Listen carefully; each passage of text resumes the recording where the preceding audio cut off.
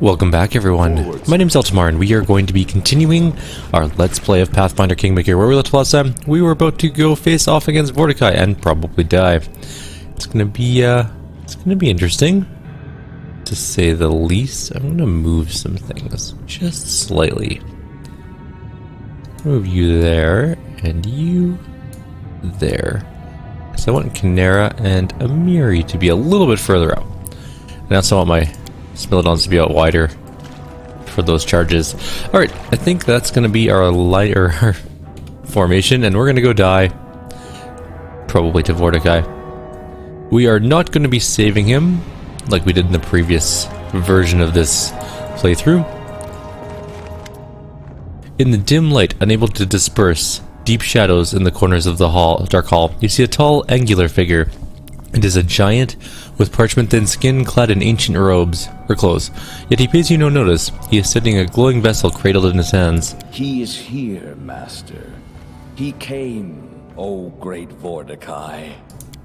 The giant turns to you, and your attention is immediately drawn to the singular eye in the center of his dried and dead face, or rather, an iridescent ball of dark shades, shimmering within the Cyclops' empty socket like abyssal fire. In the center of this sphere is a spark of ominous red that seems to cut into you. An interruption? So, what disturbs my meditation? The creature's voice echoes as though speaking through several chambers at once, or perhaps through many different selves. As the reverberation ceases, the dead figure answers its own question, and the answer sounds like a death sentence. I was pondering what to do with this pathetic creature, Nagar Varn. This fool dared to claim the lands that belong to me. Can you see his soul? This emptiness of this vessel is all he rules now. The same fate awaits you. I kept Magar's body because I thought he might prove a servant. But no. Your corpse kneeling before me will be of more use. The only one who will die this day is you, Vordakai. Worthless words, boasts and claims of mortals. Grovel, and you may serve me yet. Vordakai shakes his head slowly, dismissively. Alright, so the Raven gets to go first, but... Oh, sweet, we actually saving throwed that Finger of Death so Valerie didn't immediately turn into paste, which is nice of her. We're going after Lindsay because we really need haste, first of all. Alright. Let's do this thing. Whew. And we missed. What's his armor class, first of all? 32. It is a hard armor class, but not the worst. Tear them apart!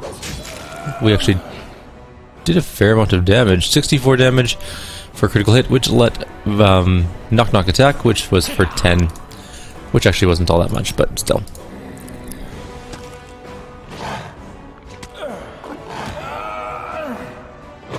Pretty solid round for our Smilodon.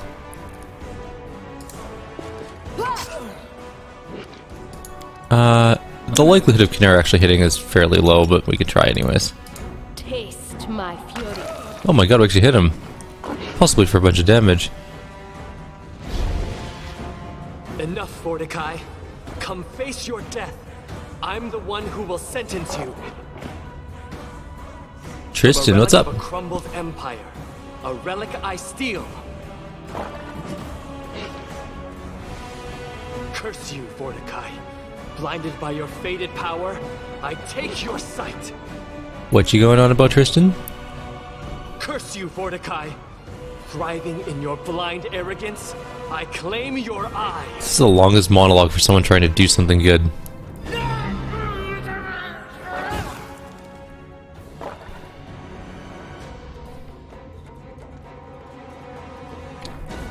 I must take it. Forgive me. Tristan's silhouette holding the Oculus of Abaddon is a stunning contrast, a terrible darkness against the shining portal. The cleric doesn't meet your gaze, his eyes are focused on the gateway. He speaks faintly as if lost in its light. I'll kill you for this, traitor. If my will was my own, I'd grant your wish. Forgive me. Tristan lowers his head. You can barely hear his words. Without another word, Tristan steps through the portal and vanishes in its light. My sight! My eye! My gift from the depth of Abaddon! It's gone! Stolen! Thieves! Maggots! Wretched, pathetic creatures! I'll slay you! I'll slay you all! I mean, kind of ruined my turn there, but that's fine.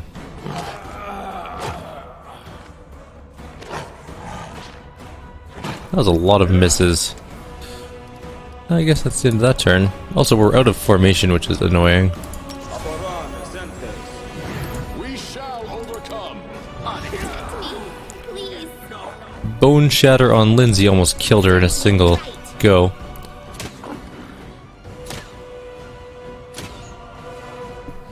That was some terrible shots, Lindsay. This shaman work, not hero work. We missed that attack. They go down! Gotta get that sweet, sweet flanking going.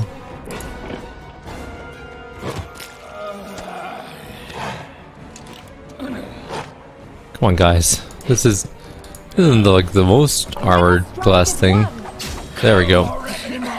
Serve your master one last time. Once stately, the ancient Cyclops shudders and moans. Foul black liquid runs from the cavities in his face and soak his tattered clothes.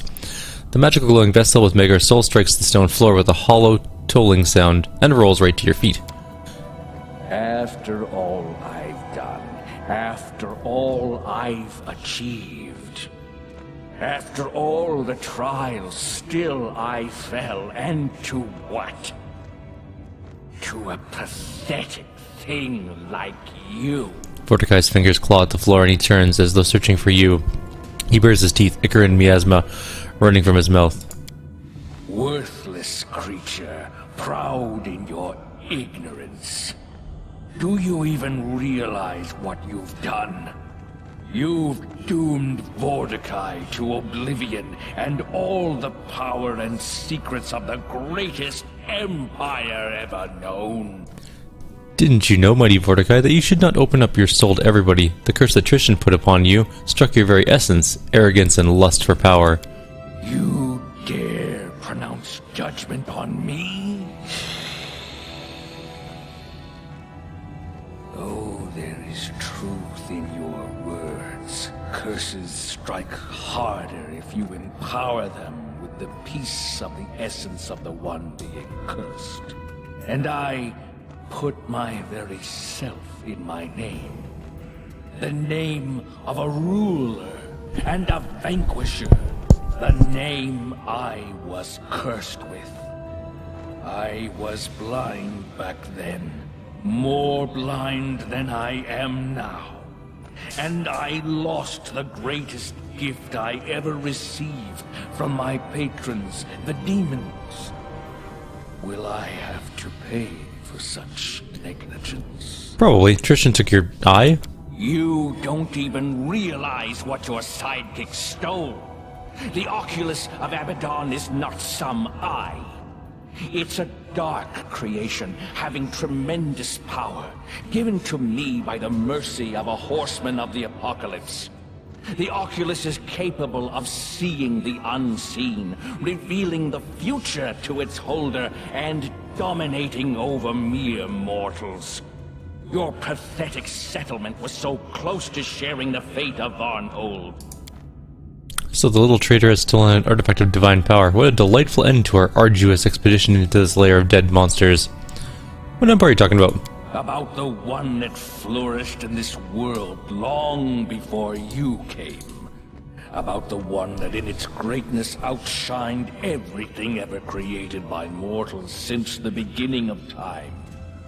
About the Empire, whose last remaining son, Great Vordakai, was destined to restore. Not really destined if it doesn't happen. We brought an era of enlightenment and prosperity to this primitive world. We created masterpieces, ones your kind cannot even fathom. I was the one who shaped this thriving empire, and the one who was going to release it from the prison of time. But then you came and shattered any hope of reviving the greatest civilization of this world. Who gives a damn about a corpse like you and your dead empire? You've submitted to others, and therefore you were weak, or once weak and pathetic. I have died once, and my will remains unbroken. Nothing, not even death, can change it. Vordakai gives a low, dismissive hiss. Tell me, what have you done to the people of Varnhold? Vermin, who came to my lands, who raked the land with their plows, pierced it with stakes to build their miserable shacks, desecrated the sacred tombs. First, they tore my lands from me, then broke into my sanctum and stole what was mine. Vordakai touches the edge of his hollow eye socket with a withered finger. I was enraged when I awakened, but the Oculus of Abaddon gave me the answers I needed. It calmed me, focused me.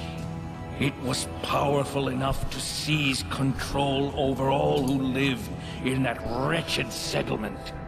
They came to me, one by one, to be slaughtered. I fed upon their minds to make sense of this renewed world. The thoughts they held were enough for me to conclude the world is ready for my return. The world needs my return.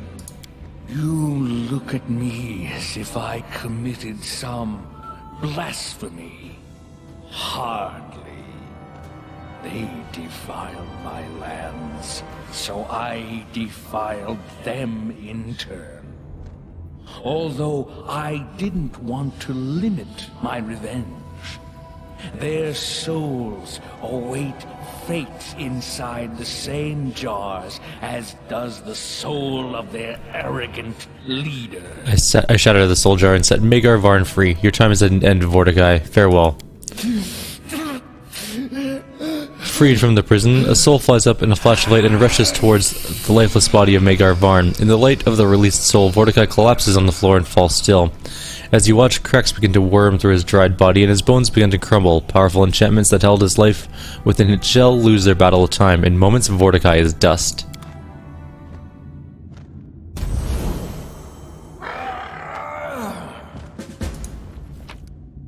Let's look at the body. We got a headband of mental perfection +4, which is intelligence, wisdom, and charisma. Pretty nice. Amulet of natural armor +3. Ring of planar protection +3 deflection, +3 deflection bonus to AC and +3 to saving throws against conjuration. And the Shroud of Abaddon, which is a +2 resistance bonus in all saving throws, fire, cold, electrical, and acid resistance +15. It's actually a pretty nice cloak, to be fair. There's also more loot here in the form of a Arcane Enforcer, which is a dueling sword, +3, and it deals extra damage. And just some other garbage. Magar Varn. What? Where am I? How did I get here? A solid question. The table is piled with ancient books, stone tablets, and scrolls. Some are so ancient they look ready to crumble into dust, others appear to be more recent. I guess that's pretty much it for this place. Let's try to talk to Magar again, but if he doesn't talk, I guess we'll just leave. He'll need some time to come to his senses. Okay. So there is one fight we didn't do in here, because I think we'll just die over and over again. We just don't have the strength to do it, I don't think. Is there a zone transition that's not this specific area? Wait, there's a path over here, I think. Yes, there is. We will have to come back here one day, unless the game locks us out of here, in which case we won't be coming back here one day, but we'll see. Aha! A secret back way out. Usually each tomb does have this. Just seems to be the way it goes. Oh my god, it's a lot of soul jars. Our search for an answer to the mystery of Varnhold was coming to an end. After learning of the horrible fate that befell the poor citizens of Varnhold, we headed to the final destination of our trip, a dark chamber hidden behind Vordakai's throne room. As soon as we crossed the threshold, we froze, breathless. The dark hall before us was filled with gleaming, transparent vessels. The shimmering light of the souls imprisoned there dispersed the gloomy darkness of the tomb. Liquid shadows danced and twisted on the stone walls with every move of those bright little sparks as they beat against the interiors of their elegant, translucent prisons. And what did the Baron do when he saw the cruel fate of Varnhold's citizens? Let's break them all and free them all. Upon breaking the first jar, a bright flash of light heralded the imprisoned soul had regained its freedom. The bright spark flew in an arc over our heads and settled on the floor, and then, well, even my talent as a writer can't do justice to what we saw then, the freed soul was resurrected in a heartbeat. On the spot where the spark landed, a man clad in dusty peasant's clothes appeared, an expression of utter shock on his face. The poor man was terrified when he came to his senses after that nightmare, only to find himself in the middle of an ancient tomb. It took no effort at all to free the others. With each new crash of shattered glass, new people appeared around us. Guards, fishermen, mothers, their children, farmers, drunkards, grumpy grannies, groaning gossipers. Long story short, all the people who had been abducted to the oculus of Abaddon, aside from the dead ones obviously, had returned. Oh, if only shattering kitchenware always brought such joy and goodness. Alternating between lamenting, crying, and yelling for joy, the crowd headed for the tomb's exit. We followed after them, finishing yet another chapter of our heroic chronicle. Oh, we got to, like, take the easy way out. Wait, is this a zone trip? I liked how it was still showing us on the map up there. Your Grace, gods be praised. You are our savior, you rescued us. And not just me, but my pupil as well. Whatever I can do to show my gratitude, Magar pauses for a moment, as if lost in thought, then grunts. Too bad Sephiel didn't live to see this moment, and Gunnarsson. He wasn't a bad sort, just impulsive. We'll mourn them. Mourn all who lost their lives because of Vordakai. And then Magar turns to you at attention. Your Grace, by the dead of blood, Varnhold and I now serve you. The cowards from the north didn't lift a finger to help me when I was in need, so I offer my sword to one who will. He bows to his head. I'll head to your castle and wait for you there. A deputy will rule in Varnhold, and I'll appoint someone trustworthy. Don't worry about that. Cool, Magar Varn is now... We can just annex them, apparently. Lindsay, could you just get into the right area? Thank you. God. Walking back and forth without getting to the zone transition point. Also, I missed some zombie swords. But actually, we did a pretty good job of looting the place. We will come back and kill those demons, hopefully. I'm pretty sure we can re-enter this place. I don't think it locks behind us. We'll gain a couple levels and we'll come back and just... The ancient evil was defeated. The dead tyrant Vordakai wouldn't be threatening us or anyone else any longer. Alas, our friend revealed himself to be an enemy. How could you, Tristan? We trusted you. Yeah, Tristan. What a jerk. Alright, so we're actually missing a advisor now, unfortunately. It's also going to take us 18,000 years to get back to our own land, which is a little unfortunate. How are we doing for experience? We're halfway through level 12.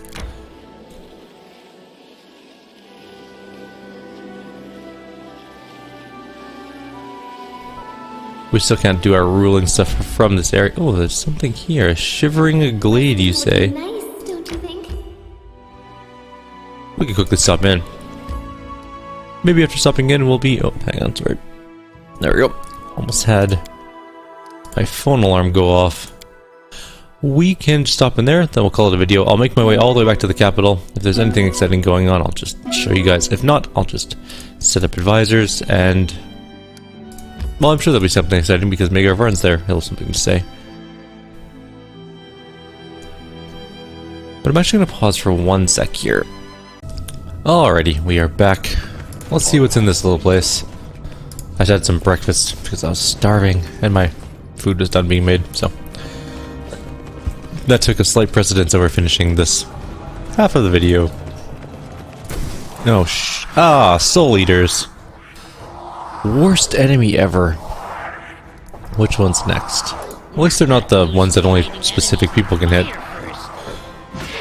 They're going to cause some problems, though, with their ability to be completely annoying and do negative level things. I wonder if I can knock them down. Can you trip a Soul Eater? Technically, yes, but we would need to roll... Actually, we really need to roll that high. We would have needed to roll a 7, and we didn't. that is. Protect me. Oh my god, she just took 11 wisdom damage. 11 temporary wisdom damage.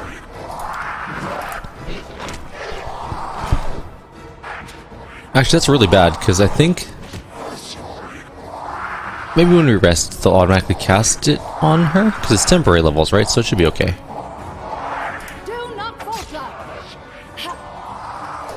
Should have cast haste with Lindsay.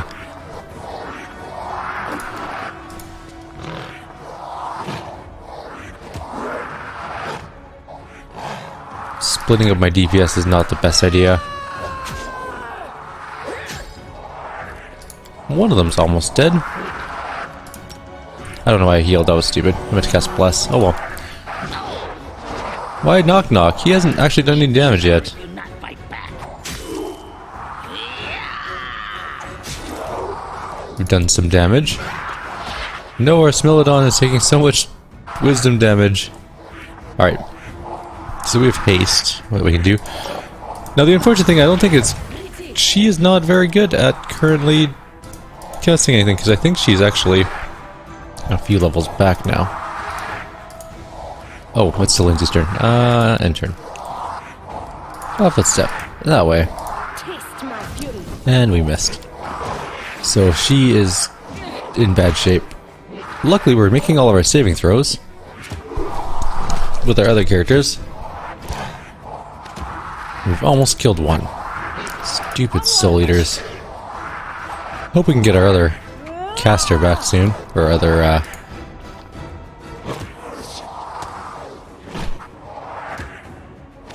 kineticist. We killed one Soul Eater. They're worth a ton of experience, I will say. Alright, so...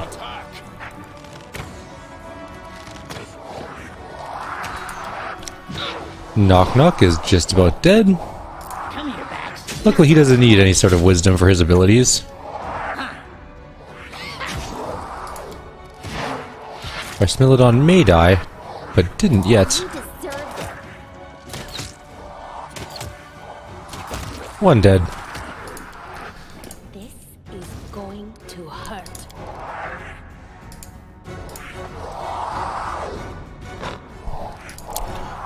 Stay behind me.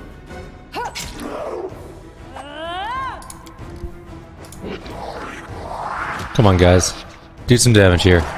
We only have one left. It'd be really helpful if we weren't missing every attack. Especially since we have a 55% chance to hit and we hit once. Strike as one. Now, unfortunately, Knock Knock can't do a 5-foot step. I think Valerie's actually in the way. Which knife to use? So we'll just move over there. Any last wishes?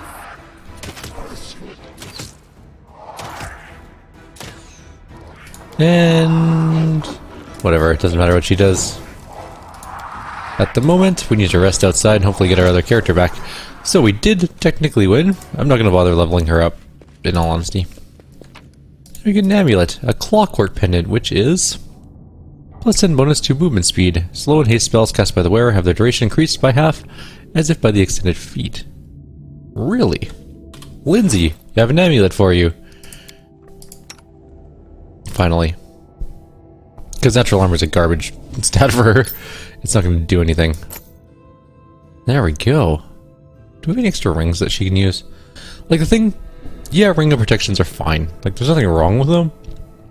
But if Lindsay's getting attacked in combat, a +2 protection ring is not going to save her life. She'll have 19 whole armor instead of the alternative, which means she'll just die slightly slower. I'm going to put this cloak on him. Oh yeah, that looks fancy. Cool. We also have a cloak of resistance +3. I should probably put that on someone. Oh, that's +4.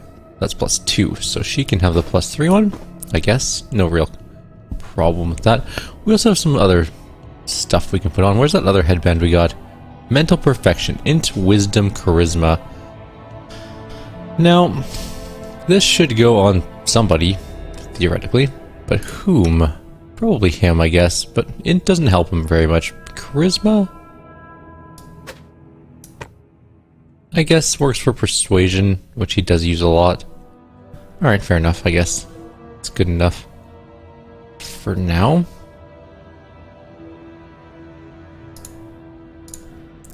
What else do we have here? Nothing good that we want to use. Right, what does this actually do? They're nanites. And they give multiple abilities. They're good for alchemists, it looks like. Yeah, bombs and stuff like that. Also, we have breaches of armor +5, which are neat. And I bopped with my microphone again. He doesn't... he kind of needs the stealth checks, but I think he actually needs the cloak of resistance more. He needs his saving throws up. So does Lindsay, for that matter. Oh, she's already got one. And then she doesn't have any gear on. I'm not going to bother leveling her. I'm just going to go outside and rest. But we did this place. It was a very short place, and my computer just lagged there for some reason. Always fun. Clockwork pendant complete, though. So what I'm going to do is make my way all the way back to the capital. It's going to be quite a journey. But once we get there, we can do some ruling things. 2 days, 6 hours of walking. I'm going to end this video here, though. Unless something really exciting happens, I might actually avoid those. I'm going to rest and then see if we get another random encounter. I'll switch back to Kyrieru. So, anyways, I'll see you guys in the next video. Take care, and have yourselves a wonderful day.